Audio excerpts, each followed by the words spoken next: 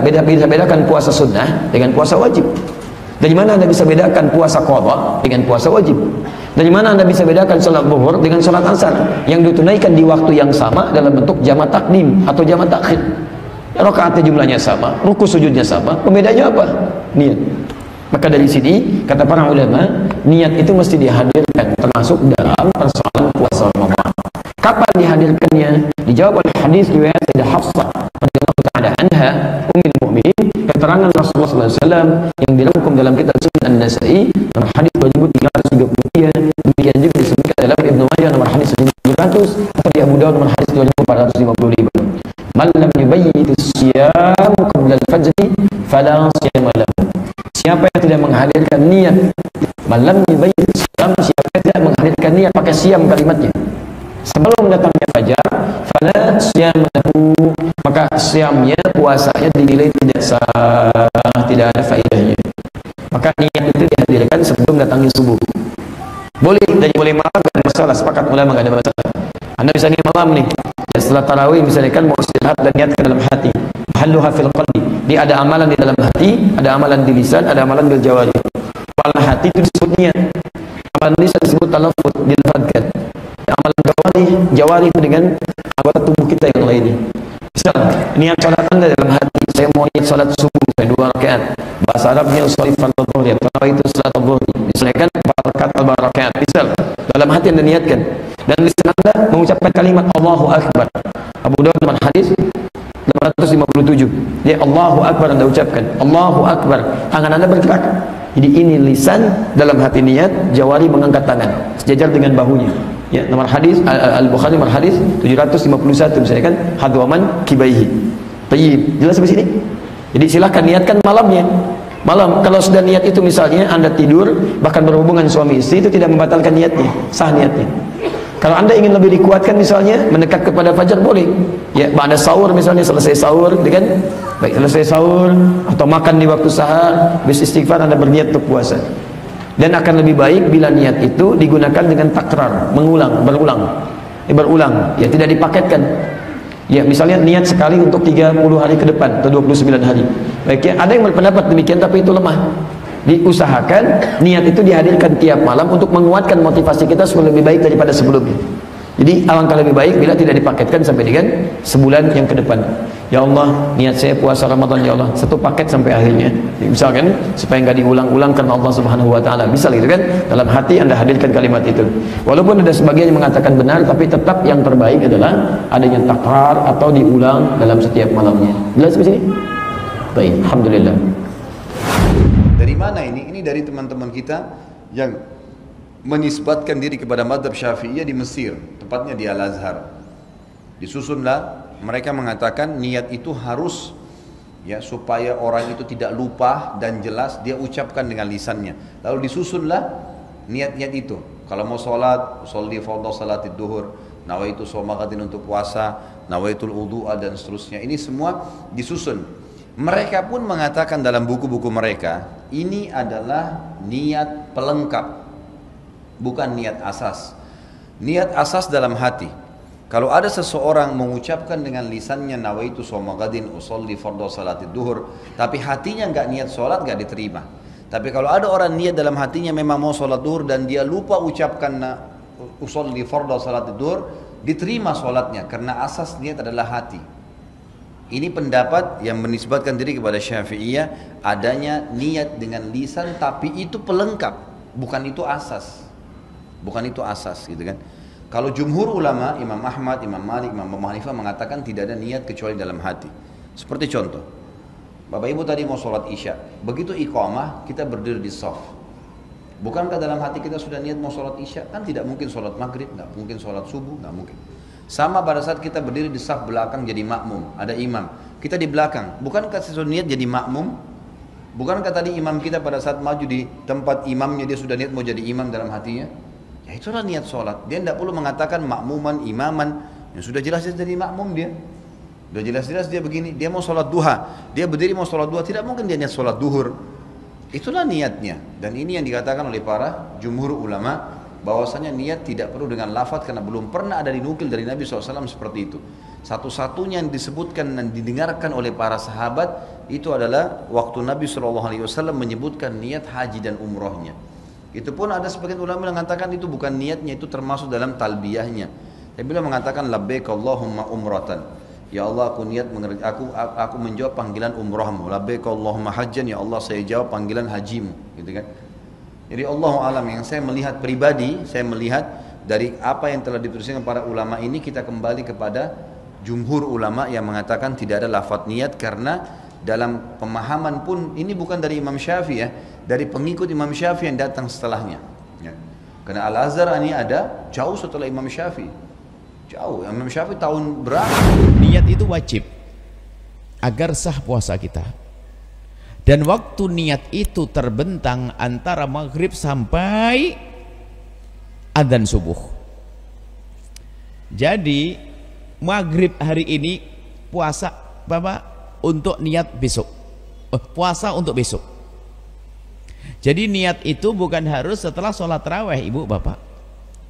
Misalnya waktu kita lagi buka itu langsung niat tarawih untuk besok sudah sah, karena malam itu sudah masuk hari berikutnya. Buka itu sudah masuk hari berikutnya, maka saat itulah waktunya niat sampai terbentang hingga subuh tiba.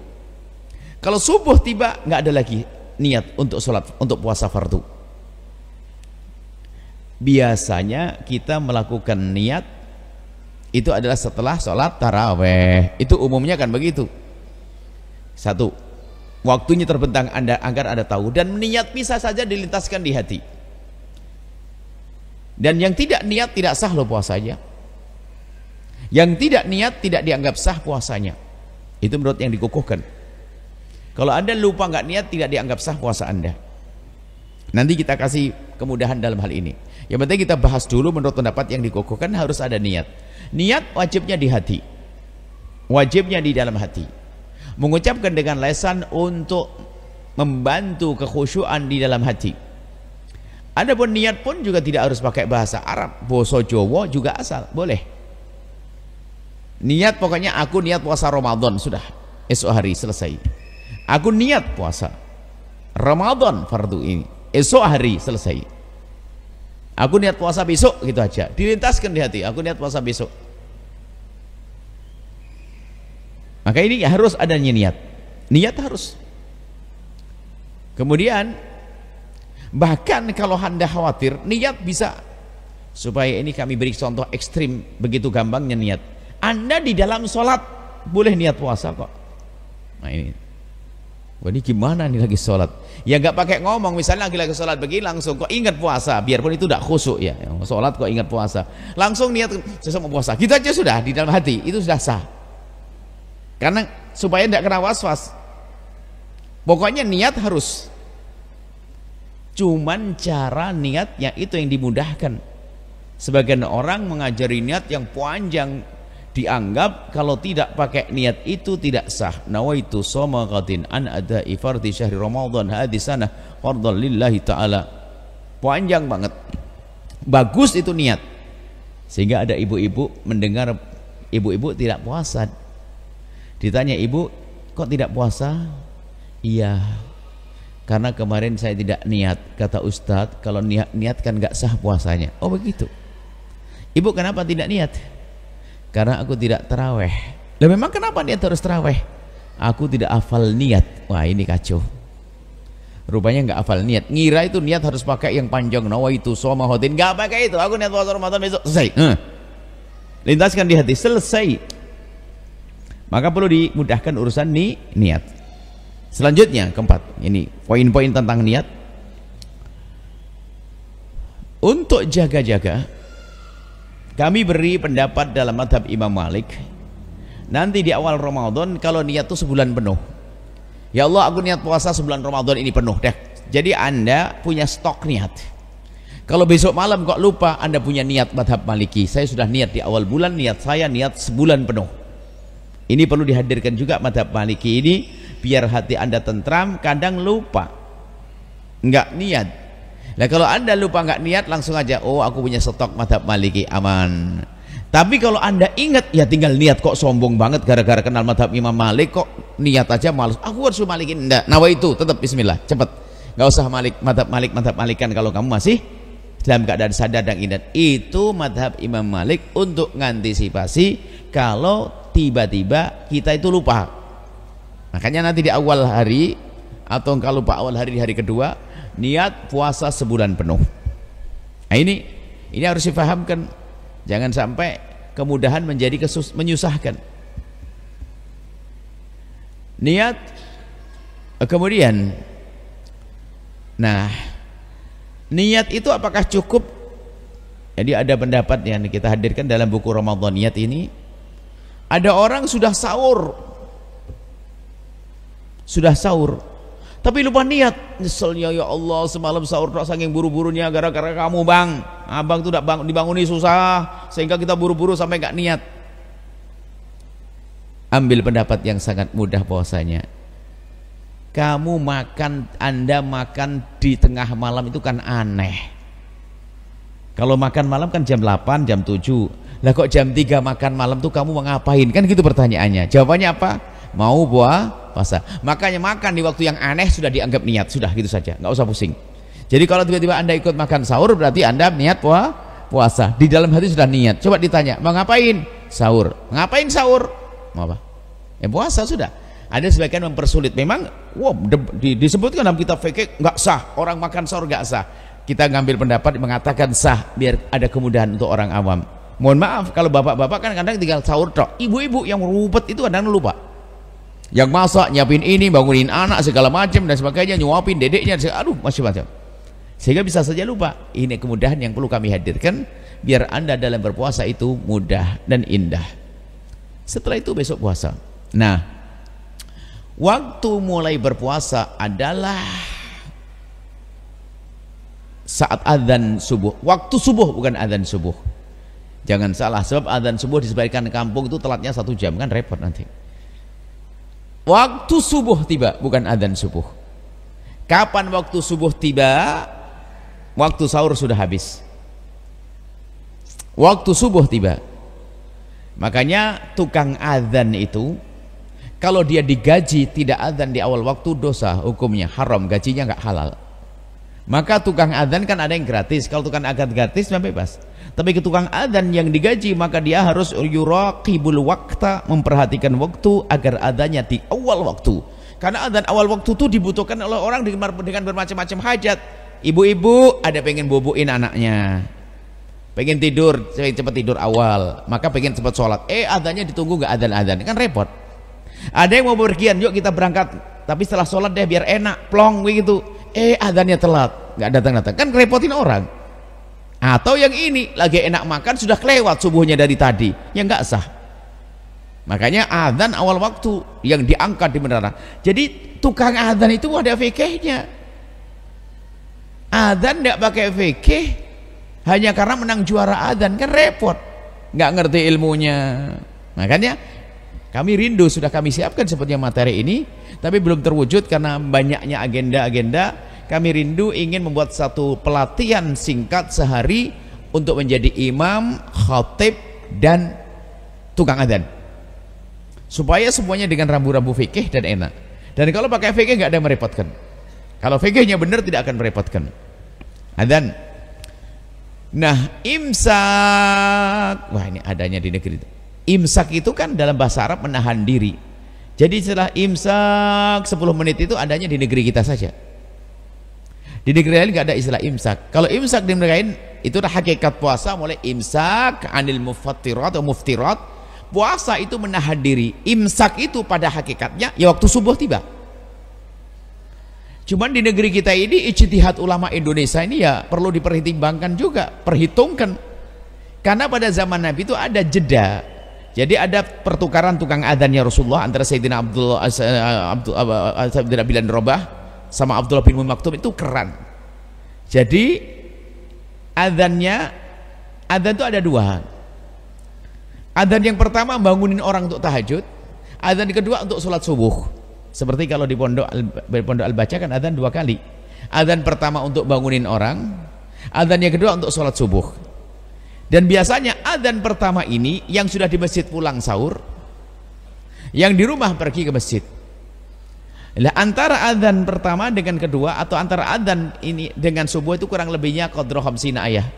Diperkirakan kurang lebih 50 ayatan lah. Atau mungkin sederhananya begini. Antara ada jeda sebelum subuh tiba.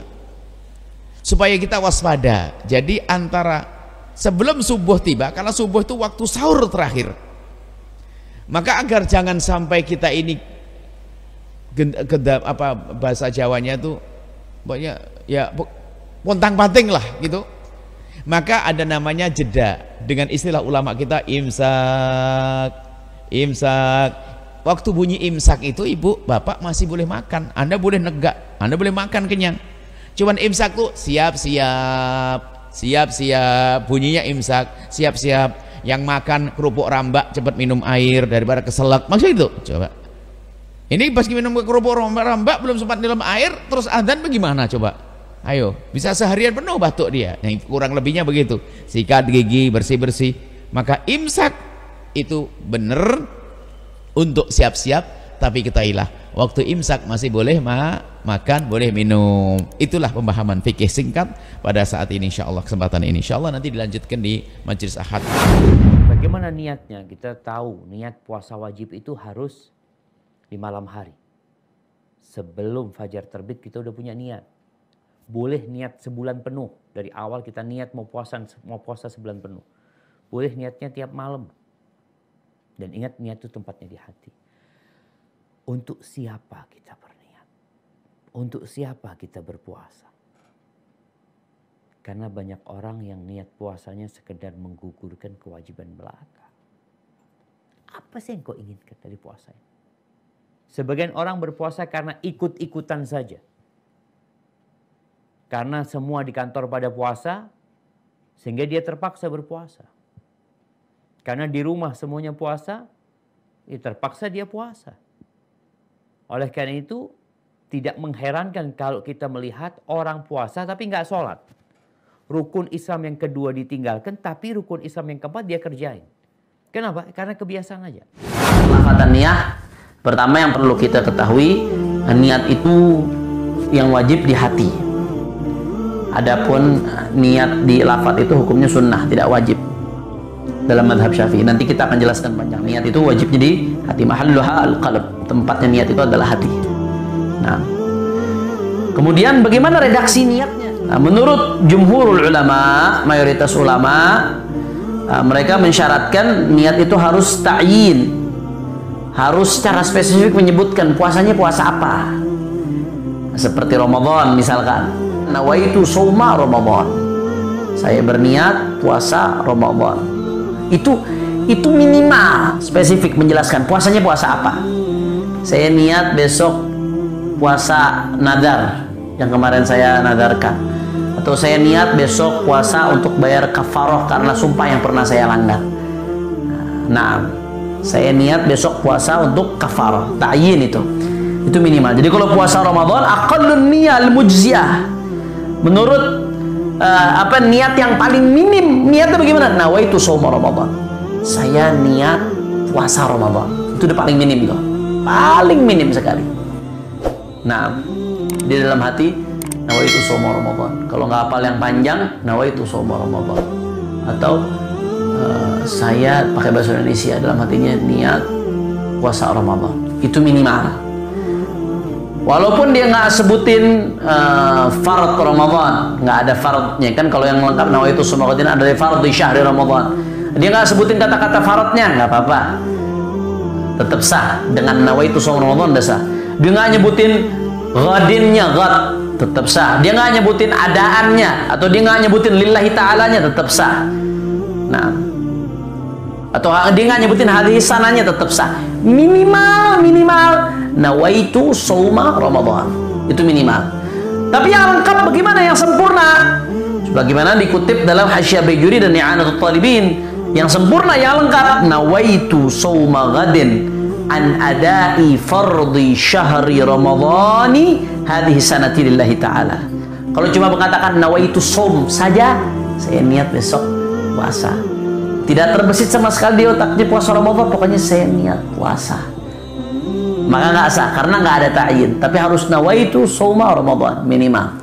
Nah, sempurnanya yang tadi yang kita hafal dari kecil. Nawaitu shauma ghadin ala fardhi syahri ramadhani hadis sanatillah taala. Dibacanya Ramadhani atau Ramadan Habib. Menjadi bahasa Imam Al-Baijuzi dalam hasyiyahnya. Yang betul bacanya adalah Ramadhani. Kenapa Ramadhani? Karena menurut ilmu nahu isim ghair munsharif itu kalau jar maka dengan fathah. Kecuali kalau dia diidhafahkan maka tetap dengan kasrah. Ramadhan itu isim ghair munsharif. Tapi di sini diidhafahkan Ramadhan hadhihi sanah. Dia jadi mudhaf dalam ilmu nahwunya. Hadhihi sanah mudhaf ilaih. Ramadhan hadhihi sanah. Berarti bukan Ramadhana lagi tapi Ramadhani hadhihi as-sanati. Karena diidhafahkan. Kalau ada yang baca Ramadhana gimana Beb, sah nggak? Sah. Secara keabsahan, secara syariat tetap sah. Tapi secara bahasa yang tepat adalah Ramadhani hadhihi sanati lillahi ta'ala. Nah, jadi udah bangun sahur ya tujuannya supaya buat puasa atau supaya kuat puasa. Nah, atau dia minum ketika sahur. Tujuannya apa? Untuk supaya nggak haus nanti siang ketika puasa. Maka bagaimana? Apakah itu sudah dianggap niat? Ulama mengatakan bisa dianggap niat dengan syarat. Apa syaratnya? In khatarat di bali as-sifat allati yushtarat at-ta'arrud laha ka shaumi Ramadan li tadammunhi qasd as-shaum. Bisa itu dianggap niat dengan catatan terlintas di benaknya bahwasanya sahur ini buat puasa Ramadan. Dengan terbesit saja di hati seperti itu udah hakikatun niyah. Jadi kan tadi syaratnya harus ta'yin, harus secara spesifik menyebutkan Ramadannya. Som Ramadan, kalau Ramadannya som saja, Ramadan nggak disebut, nggak sah. Nah, jadi ketika dia bangun sahur, terlintas di benaknya saja. Ya, tujuan bangun sahur ini supaya kuat puasa Ramadan, puasa besok ya besok Ramadan, puasa Ramadan. Ketika terlintas itu di benaknya supaya kuat puasa Ramadan atau dengan tujuan supaya mampu besok puasa Ramadan, terlintas kata-kata puasa Ramadan di benaknya, maka itu udah cukup niat. Tapi kalau Ramadannya tidak terlintas di benaknya, maka itu tidak dianggap sebagai ini, tidak dianggap sebagai niat. Tapi ala kulli hal kalau dia lupa, andai kata di awal bulan dia sudah niat, maka puasanya tetap sah menurut mazhab al-Imam Malik. Nah, jadi seperti itu. Hati-hati masalah ini. Jadi sahur, bangun untuk makan sahur, minum ketika waktu sahur, bisa diposisikan dengan posisi niat kalau terlintas di benaknya sahurnya ini dengan tujuan supaya kuat puasa Ramadan, atau terlintas di benaknya kata-kata puasa Ramadan untuk besok. Ketika terlintas itu bangunnya dia sahur tujuannya untuk puasa Ramadan, terlintas di benaknya, maka itu sudah hakikatun niyah kata ulama. Tapi kalau nggak terlintas kata-kata Ramadan sama sekali di benak ketika bangun sahur, maka itu tidak cukup untuk niat, karena niat disyaratkan harus ta'yin seperti yang tadi sudah.